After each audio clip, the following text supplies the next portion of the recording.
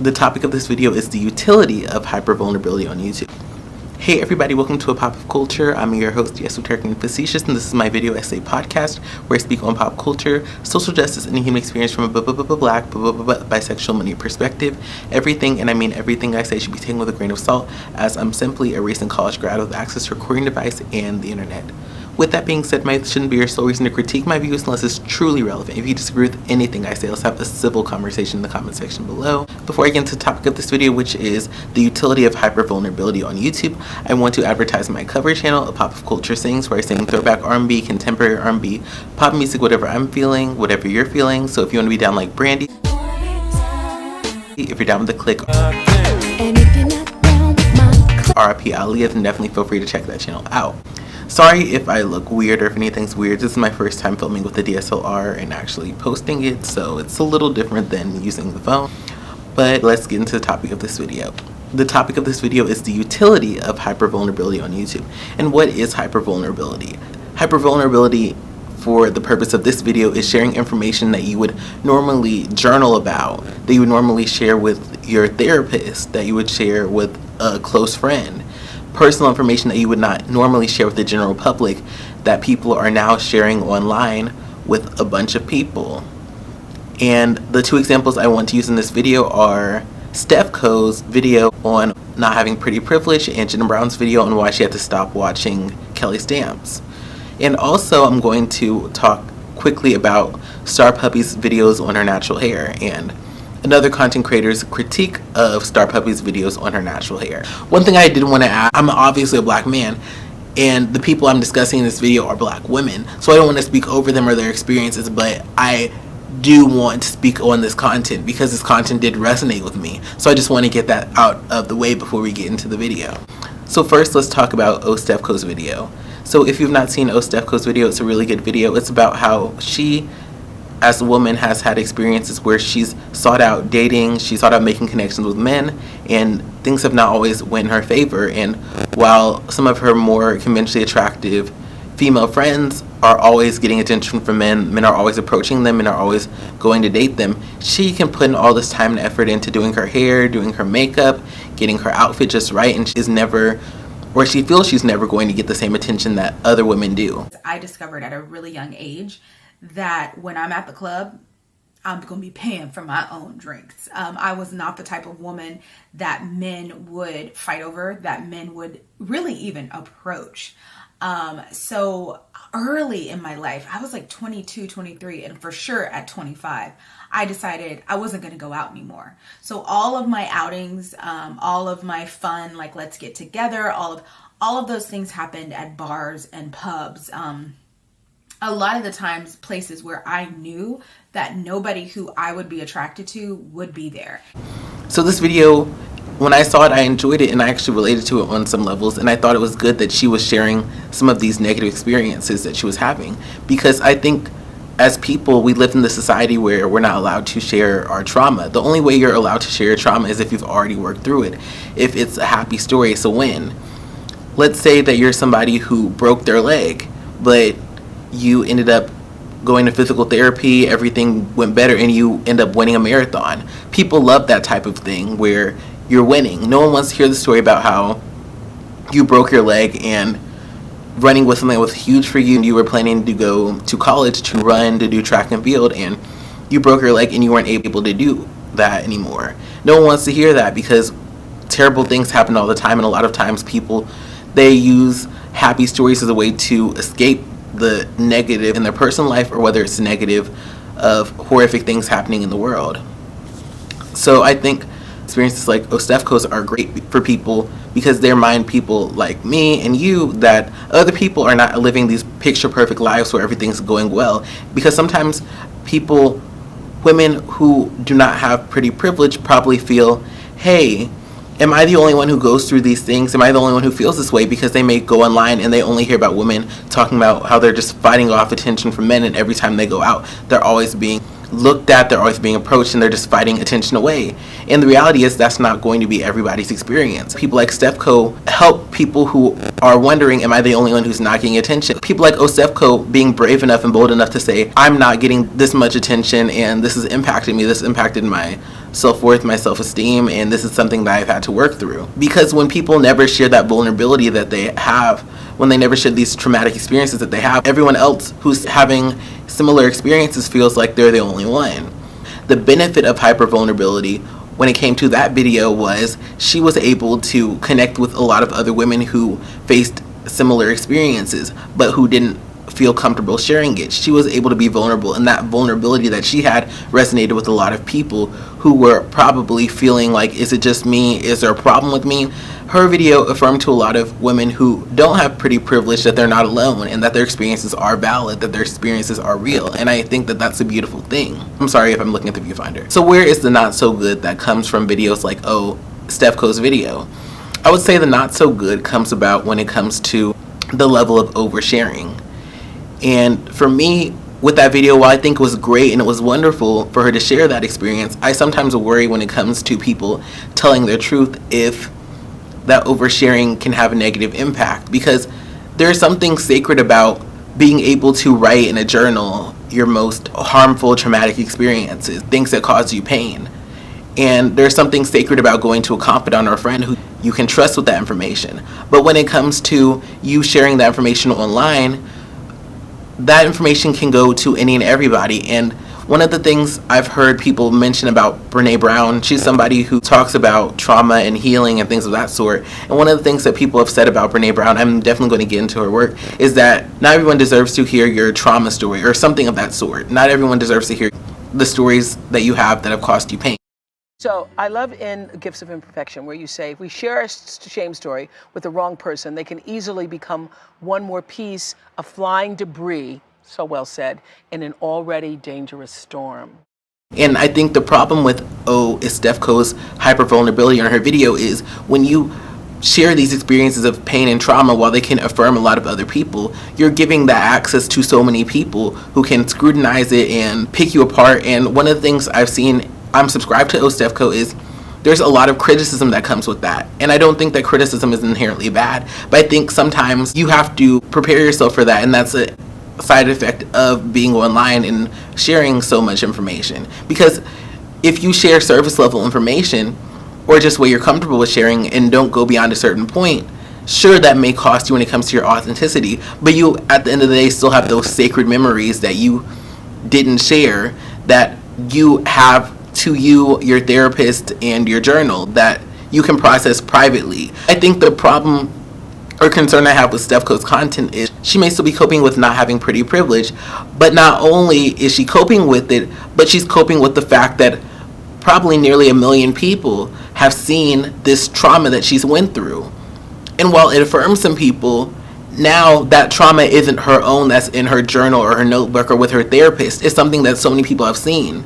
And I feel like it has to be hard to heal from something while people are still finding it. That video went viral and it's still probably getting thousands of views a day, a month, you know. There's probably so many people who are still commenting on that video, finding that video for the first time. And while people are still being affirmed by what she's saying, it has to be hard that there's always critics of her trauma. That trauma that she held within for so long, there's always going to be critics who come to that video who are going to be trying to tear her apart, give her mean-spirited advice that they think is going to help her. And maybe they have good intentions, but a lot of the response I saw to that video was that pull yourself up by your bootstraps, stop complaining.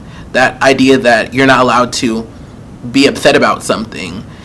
You're not allowed to be upset about not having pretty privilege or not having certain opportunities, because everyone's just supposed to carry their burdens and never complain about them, or never complain about anything negative that happens, because it's always somebody who has something worse.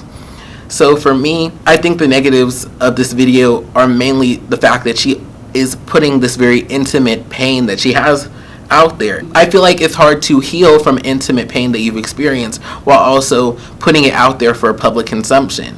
And I think that that's the trade-off that a lot of these content creators have, because she is profiting off of this video. She's making money, she's getting watch time, she's getting subscriptions off of this, she got an interview off this. Like, this video did put her on the map, but at the same time, if she's still healing from these things, it has to be hard that this is tied to her brand, this is tied to who she is. People think about her as a pretty privileged woman, and while that's not a bad thing, how can I, if I'm this woman who is struggling with pretty privilege and working through this and trying to have self-esteem. I'm not saying that she hasn't worked through it, and I feel like she processed a lot of those emotions before she filmed the video, but I feel like her filming the video itself probably brought some of those emotions back to life, and with the way that this video is probably overperforming any other content on her channel, it's probably opened up some more wounds because of all the things people are saying to her, all the DMs, all the things that have came from this video.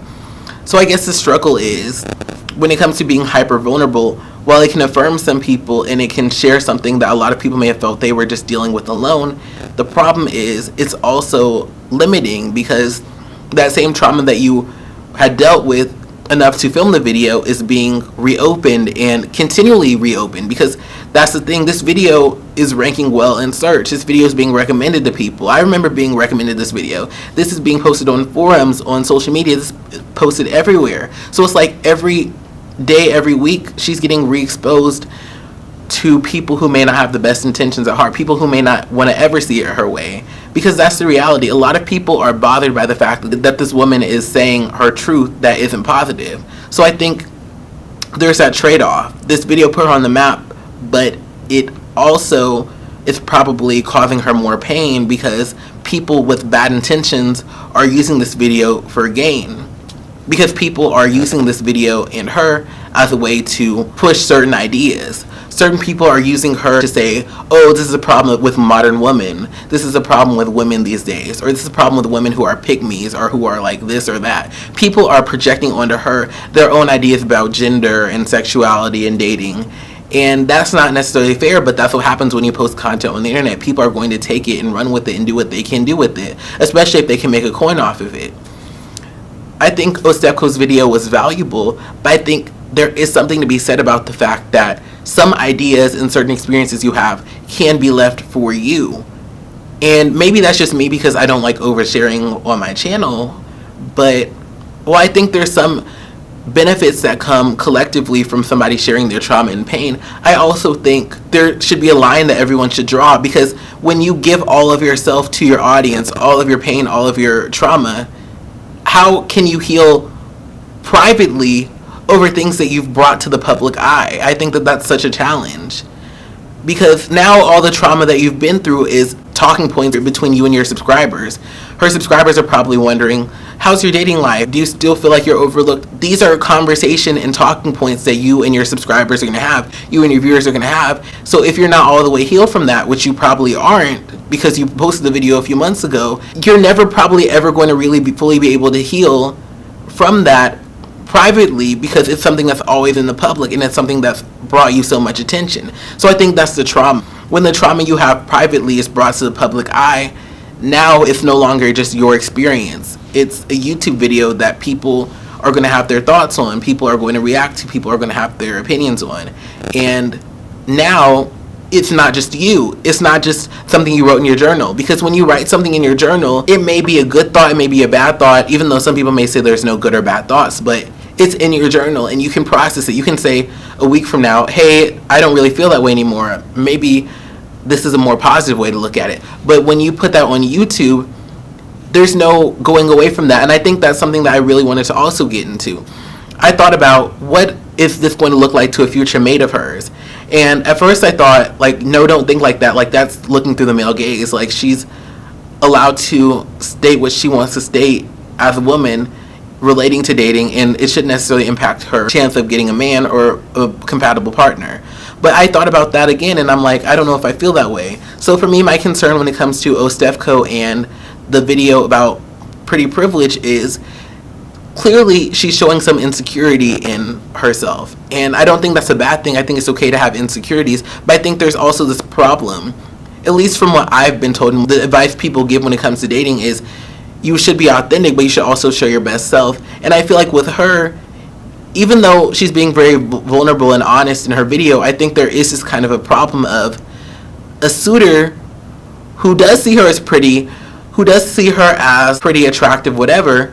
If he watches this video, he may see it all the way through and see, oh, well, she's a beautiful woman who's had trauma, and even though she's had trauma and she's had less than positive experiences, she's still somebody who wants to pursue love. But I also feel like when it comes to relationships and dating, and maybe that's just what society's taught us, that we shouldn't show our vulnerability, we shouldn't show our trauma. But I think on some level, while we all have trauma, I think that we should work through that trauma, and we should show people that we're working through it. And I feel like with videos like this and content like this, because she has a lot of content about her doubts about her being able to find love, find marriage, find success in dating, and eventually be a mother and wife.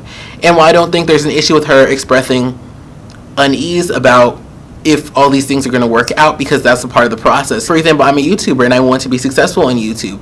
There are some times where I have those thoughts or those doubts where I'm like, is this going to work out? But I don't show that to my audience, because I want to show the audience I'm here and I'm committing to making the content that I need and doing the work that I need to build my brand. And sometimes I question with Stephco, should you make these conversations public? Like, here's what I want y'all to get. Most people who are going through dating and hoping to find a quality partner are going to have some doubts and some insecurity. Other women who don't have pretty privilege also grew through some of these similar thought processes that she goes through, but they don't post it online. I think there's this thing in society where we are all people who have insecurities, but we don't necessarily wear that on our sleeve. We are all people who have insecurities. We're all people who are not always 100% secure in what we're doing and who we are and where we're going, our future, all these types of things. So my thing is, Stephco isn't unique in the fact that she has insecurities, but she's unique in the fact that she's willing to put her insecurities on Front Street for everybody else to see. And I'm going to be real and say, I don't know that that's a good thing. Let's say she does meet a man who's into her and who's attracted to her. When he watches these videos, he's seeing that she's sharing all of this insecurity with the world. And I don't necessarily know that that's the most attractive thing. I think it's attractive when people are willing to be vulnerable, but I also think it's attractive when people work through their insecurities and come out on the other side. And I'm not saying that you can't share your insecurities publicly and also work them out on the other side. I prefer when people move in silence. So I prefer when somebody doesn't have pretty privilege, they work through it, they talk with their girlfriends or their boyfriends or whatever, or they talk with their therapist, or they go through journaling or a self-help book, and they get to that point where they're not so insecure anymore, or they recognize the limitations that are on them when it comes to dating, and they learn to work through them. I would rather hear you mention, hey guys, I'm working through my weight and my insecurities with my weight, so I'm going to be working on that, and when I've gotten to that point, I'm going to come back on YouTube and share with y'all how I did everything, and I'm going to make a video. I like that better than somebody coming on here and just talking about their insecurity. While I like the vulnerability that Stephco offers, I sometimes feel like some of the conversations she has online in public with everybody there to see are a conversation she could easily have with her girlfriends or with a therapist. Because my thing is this, there's some insecurities or things that I've had to deal with and that I've had to work through. There are some things that I've been through, and whether I have journaled about it, worked through it in therapy with a mental health professional, or talked about it with a friend or a family member, I got through it. And guess what? The people who needed to know about that concern knew about it, and they were people I trusted and respected, and it wasn't out there on Front Street. And I think the problem of Stephco's video is that vulnerability that she had, while it's valuable, now over 900,000 people know her struggle, including people who could potentially be interested in her. And I'm not going to say that that video makes her look unattractive, because I think a mature man would be able to see, hey, even though she's been traumatized, even though she's had negative experiences, I can still see the beauty in her, and I can see the beauty in that. When you get on camera and talk about these extremely painful and traumatic experiences, you kind of lose that moving in silence type of thing, because you've made it everybody's business. And I don't think that that's necessarily a bad thing, but I think that there's a value in privately moving and working through things, because she doesn't have to worry about a guy watching this video. Like, let's say 5 years from now, she's feeling herself. She's at YouTube Blaque. She's made a Patreon that's popping. She's got a podcast on one of those streaming services. Let's say she's got a podcast on Spotify. She's even in talks to get a talk show. Maybe she's got a book about pretty privilege, a motion picture starring Kerry Washington, and she's doing her thing, and she's confident, and she's loving and feeling herself. but she's coming across men, and whenever they see her, whenever they match with her on a dating app, whenever they're at networking events with her, all they can see is that trauma that she had in that Pretty Privilege video. All they can see is that pain that she had in that video. That pain and that trauma being placed on the internet means it's going to follow you even when you don't feel like that anymore. When I write a journal entry where I'm feeling a type of way and maybe I'm not in the best mindset, I can privately write that, feel that, and then put it away and it's over. But when you put that on the internet, even though you're benefiting from it because you're getting subscriptions, watch time, and relevance, you can't take it away anymore. Even if she privated the video, I remember the video, everyone else remembers the video, we all remember what she said, and likely the video's been shared, it's probably saved, archived, all these other places, so she can't take away the fact that she had this pain publicly. And I'm not saying that it's wrong to share your pain or trauma publicly, but I just love the idea of, I wrote about it or I talked about it with my best friend and it's private, no one knows about it. I worked through it, I'm better because of it, and nobody knows about it. Nobody has to know about it. Now let's get into Jenna Brown. I initially came across Jenna Brown through her vinyl collection video and also her video where she talks about the elitism that goes on in the vinyl community. If you want to watch a video where I talk about vinyl or show my vinyl collection, definitely let me know. But anyways, I then saw another video from her about why she stopped watching Kelly Stamps. And even though I haven't seen a lot of Kelly Stamps content, I'm like, people love Kelly Stamps. Like, she blew up last year, she was doing so well, so I'm like, why would Jenna not want to watch her anymore? And Jenna makes this video where she talks about why she stopped watching, and she says how Kelly Stamps' massive success on YouTube, how so many things are falling in place for her, it made her insecure and it made her upset, and she felt like she couldn't watch her anymore.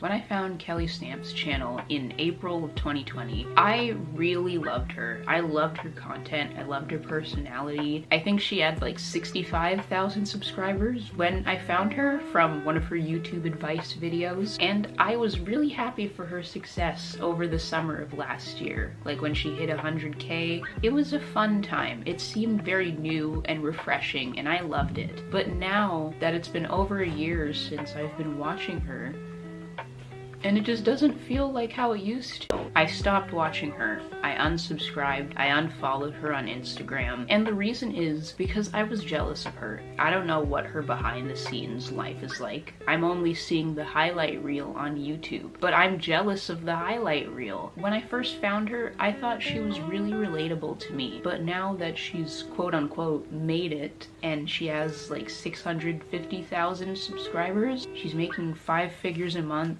buying like designer clothes or whatever, Chanel bags, that kind of stuff that I don't know about and don't really care. Seeing all that stuff isn't relatable to me, and it's not her fault at all. Like, she's making her coin and she's living life, and that's great, but it's not relatable to me. Her life is together now. She's financially stable. Things are good. Watching someone who seemingly has their life all figured out, has everything together, has all of their ducks in a row, you know, they're stacking paper, I can't relate to that. I actually could relate to a lot of what Jenna Brown was saying because I'm a young person. I'm a recent college grad. And I'm in that era in your 20s where one person may be getting married, one person may be going to grad school, one person may still be living at their mama's house. And each person is valid in their experience, but it's going to take a while for things to quote unquote level out. By the time people are in their mid-30s, everyone's out of their mama's house. Everyone's solidified in whatever career they're doing or still figuring it out or somewhat on their way. But when you're a recent college grad, some people are going to grad school, some people are entering the workforce, some people are still figuring it out, some people who, you know, from high school may have already entered the workforce, so they may already be out on their own. There's a lot of different stuff going on, and as we know, everyone's life goes at a different pace, so I found it very relatable what Jenna Brown was saying. But at the same time, I also, as Contrapoints says, had a compassionate cringe for her, because while I got what she was saying, what she was feeling as somebody who is young, who is seeing how different people's lives are playing out very differently at different paces, I understood what she was saying, but I also had that compassionate cringe for her. Because I'm like, baby girl Jenna, I love you down, but at the same time, this is something you may want to write about in your journal. This is something you may want to talk about with your best friend. But this may not be something you want on your YouTube channel. Because a lot of people attacked her Because people love to attack jealousy like they never have experienced it in their life, even though jealousy is a normal human emotion. But people came for her, people were being so rude and hateful towards her, and I feel like while a lot of people like myself resonated with that message that she was sharing, I feel like it did harm to her brand. And I think even going back to Stephco, as if we didn't already talk about Stephco enough, even though I love her content, I think her making that video also impacted her brand, where a lot of people see her as this person who's bitter, who's resentful, who's woe is me and all of that. And I don't think that's who Stephco is. And maybe people are always just going to misinterpret her. People are always going to say stuff about you. But at the same time, that video contributed to that. And I think that with Jenna Brown's video, I think that video contributed to how people perceive her. People automatically see Jenna Brown as a hater. People automatically see her as someone who's insecure. And that's the problem. I think one of the biggest problems of hypervulnerability on YouTube is a lot of people online don't have the range to have these conversations. When they hear Stephco talk about pretty privilege, they can't understand the fact that Stephco isn't saying that woe is me. Stephco is just saying her reality is that her experiences with dating are not going to be as easy as more conventionally attractive women. Jenna Brown is not saying that Kelly Stamps doesn't deserve the success that she has. She's just saying that the success that she has, the massive amount of success that she has, is causing for her to negatively compare herself. And both of these experiences are valid, but at the same time, not everyone has the range to talk about that. So a lot of people are going to attack the person who says the thing that is a brutal truth. Sometimes in life, you're not going to be the pretty girl who gets all the attention. Sometimes in life, you're not going to be the YouTuber who goes viral and who gets to live in a luxury apartment and get all this attention from these wealthy men and ride off in the sunset. And that's not to say that pretty women don't have things hard or Kelly Stamps doesn't have struggles in her life, but from Stephanie and Jenna's worldview, these are the things they feel in this moment. And that's not to say that they're right or wrong for feeling that in this moment, but that's their experience. People don't understand that Jenna and Stephco can have these thoughts but not be bad people, because people a lot of the times don't want to admit to themselves that they themselves are flawed. So instead of saying, Stephco, wow, this video really hit me hard because I have experienced something like this and I've experienced these insecurities. People don't want to be vulnerable with themselves. So people are going to say, how dare you say that? Why are you projecting that onto other women? Why are you so insecure? Because it's easier for them to say that than for them to have that vulnerable moment with themselves where they acknowledge, even if they are pretty women, there probably has been a time that they were overlooked and it hurt them. But because we live in a society where if you say anything, you're somebody who has victim mentality or you're a hater, people are going to attack her, and people are going to attack Jenna Brown because how dare somebody be open and honest about their experience that wasn't good. I actually wanted to add this part in. This is going to be about StarPuppy. StarPuppy is a Black content creator, and she makes content about natural hair. And in some of her videos, she talks about how she has 4C natural hair. She didn't get quote-unquote good hair. But on this platform, one of the most defining features of how I'm perceived is my hair. I have, wait for it, tightly coiled, fine-stranded, low porosity, 4C, devastatingly dry by nature, easily snappable, highly sensitive, and short hair. I could not be, in terms of hair, further from the beauty standard of both my country, the US of A, or my community. One of the things I wanted to talk about is a video I saw from another content creator.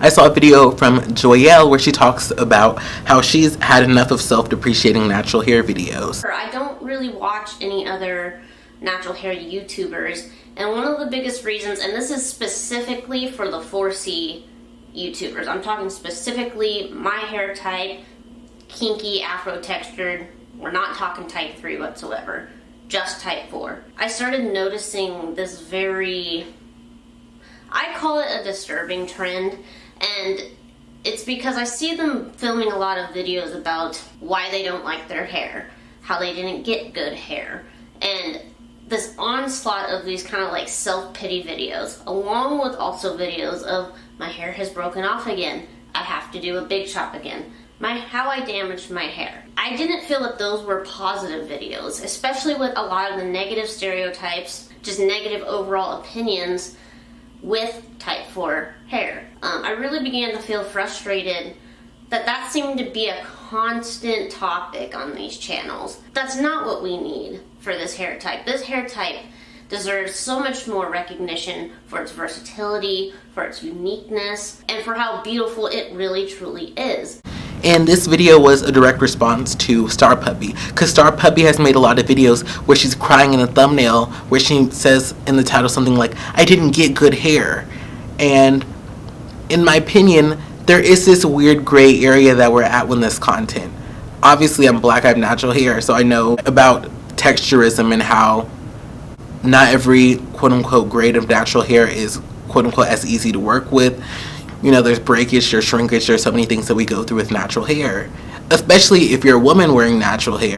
So I don't want to discredit StarPuppy or the fact that she's sharing her experiences with her hair. But I do think at some point we do have to be real with ourselves and say, what is the purpose of this content? I think at first her talking about how she doesn't have quote-unquote good hair was good, because I feel like with the whole natural hair and loving your natural hair type of movement, it's like if you don't love your 4C hair all the time, then you're a self-hater, which I don't think is the case.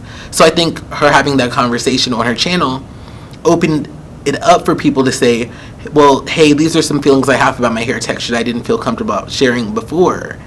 But at some point, I've seen, and I don't even watch StarPuppy like that, it's no shade to her, but I just haven't gotten to her content like that. But I've seen time and time and time again thumbnails about how she didn't get good hair.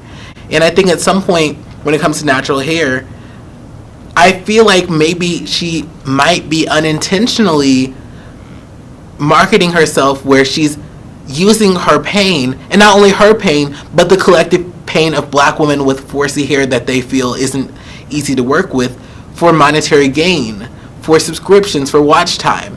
Because she knows that there's a bunch of little black girls out there who are going to click on that thumbnail who don't feel the best about their 4C hair, who are going to watch that and trauma bond with her.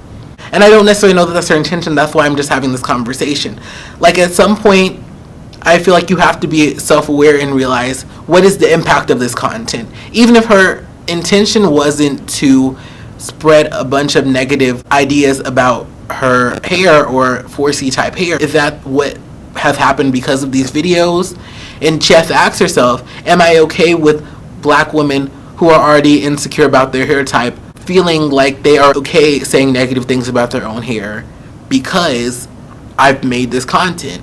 Am I okay with black women not being okay with their hair or being less okay with their hair because they've watched my videos? You have to ask yourself that question. You have to ask yourself, what's the impact long term? But what's the impact for the community, which is bigger than me and bigger than my channel, that can go on years and years? And that's StarPuppy. And again, I'm not saying that she can't speak negatively about her hair, because I think, like I said, there's this idea in society that we can't speak negatively about things, or we're self-haters, or we're negative people, we have victim mentality, and that's not the case. I think she can speak about her hair and the struggle she has with her hair, but when you make that your brand and you're continuously churning out content that is negative, that could negatively impact other people, we have to understand the impact. My thoughts are, there are benefits to hypervulnerability on YouTube, but at the same time, a lot of people in your audience are not going to have the range to be vulnerable enough to look at their own lives and see the similarities and acknowledge the harsh truth. People don't want to acknowledge the fact that pretty privilege exists. People don't want to acknowledge the fact that sometimes you may be jealous of other people because they are getting certain things in life before you are. Those are hard truths. Those are hard truths that not everybody is ready to talk about, especially people who are not willing to be emotionally vulnerable. And so what does that mean for people who make content that is hyper vulnerable? I think it means you have to be open with the fact that private and personal things that you've been through are going to be on the internet forever. That future partners, future friends could look at this content and perceive you in a certain type of way, and perhaps that could be a factor in what they see for you. And not even just that, employers. Like I said, Stephco, she could be somebody 5 years from now who's doing big things. But the reality is, let's say someone wants to sign her up for something. Let's say that Essence is trying to find content creators who they want to put in their magazine. Let's say that people are like, oh, Stephco, she's getting a lot of attention, she's growing. Let's say there's a woman who's in charge of Essence magazine, and she looks at the picture and she's like, oh, that's that pretty privileged girl. I get that she's getting a lot of following, but I don't know if you want to promote that message of someone not loving themselves. That's not necessarily the message of her video, but that's the perception of that message. I think that she could lose out on an opportunity. So I think people need to understand why it's important to be authentic and be you on YouTube. You have to realize optics and your future moves, and how you may come across people who do not have the range to talk about these things, to be vulnerable. And I think you have to be ready for that. You have to realize that people might attack you for sharing your truth because it makes them uncomfortable. So that's all I have to say on that. Thanks so much for watching. Have a wonderful day. Love y'all. Bye bye. Like this video if you like this video. If you made it to this point in the video, comment a thumbs up emoji below, or still here if you are still here. Subscribe if you want to see more, and make sure to hit that bell so you're the first to know when I upload new content. I upload new content every week. And if you're enjoying yourself, and why wouldn't you be enjoying yourself? To the left, there's a playlist of all my video essay podcasts. I have 24 and counting. In the center is a button to subscribe if you just haven't had a chance to subscribe and you would like to. And to the right is a playlist of all of my covers and parodies. So if you are wanting to check those out, feel free to do so. And if you want to support me, if you want to support the show, first and foremost, a non-financial way you can support is just through sharing this video.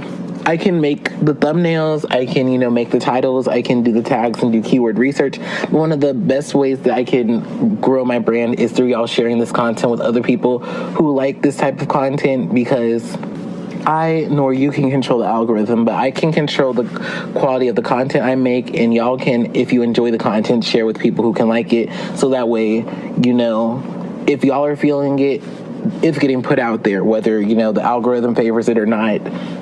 Somebody's gonna see it because you resonated with it and you resonated with me, and now you're sharing it with other people. So if that's a non-financial way you can support the channel, and if you do want to support the channel financially, my Cash App is linked in the description of this video.